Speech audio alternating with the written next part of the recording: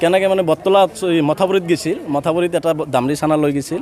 যোৱাৰ পিছত তাৰমানে দামৰি চানাটো জ্বৰ উঠিছে, উঠাৰ পিছত তাৰমানে সেইটো বেজি দিব নিছিল। নাখানত সৰু না, কিন্তু নাখানত 8জনমান মানুহ আছিল, 8-9জন মানুহ। সৰু সৰু না। তাৰপিছত তাতো যোৱাৰ পিছত মথাউৰিৰ পৰা আহাতে তাতে 8-9জন মানুহ আছিল নাওখনত। তাৰপিছত কিবা ধাৰৰ কাৰণে গছত বুজি পেলাই তল গ'ল।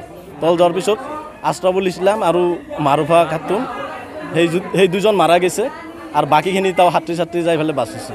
ছোৱালীটো মাৰুফা খাতুন তাৰ 5 বছৰ 6 বছৰমান হৈছে। আশ্ৰাফুল ইছলাম তাৰ 15 বছৰমান হৈছে।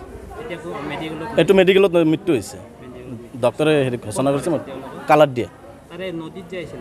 নহয়, পথাৰত তাৰমানে বাৰিষা পথাৰ হৈছে, পানী বহুত হৈছে তাতে। নাওখানি ডব গৈছে, সৰু টলুঙা না। বাকীকেইজন হাতী যাই পেলাই গছত বজি পেলাই বাচিছে।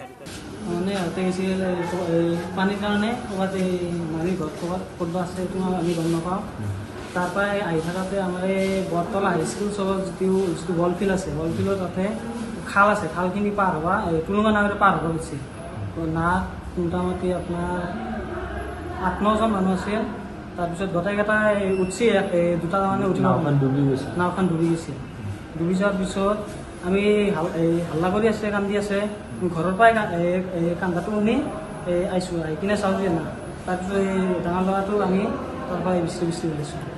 বাচ্চাটো অলপ আমি আগতে ওলাইছোঁ। দুজন কি নাম? এজন হ'ল মাৰুফা আৰু এজন আশ্ৰাফ। দুজন বেলেগ ঘৰত? বেলেগ ক'ত হৈছিল ঘটনাটো? জেগাখিনি এতিয়া আমাৰ কালাৰ দিয়ে, বটতলা হাইস্কুল চৌধুৰীখিনি যায় যিটো ঘৰৰ কালাৰ দিয়া। বৰ্তমান স্থায়ী কালাৰ দিয়া। সিহঁতৰ দুজন আছিল। কিমান বয়স আছিল দুইজনৰ? এজনৰ হ'ল 5 বছৰ আৰু এজন 15 বছৰ।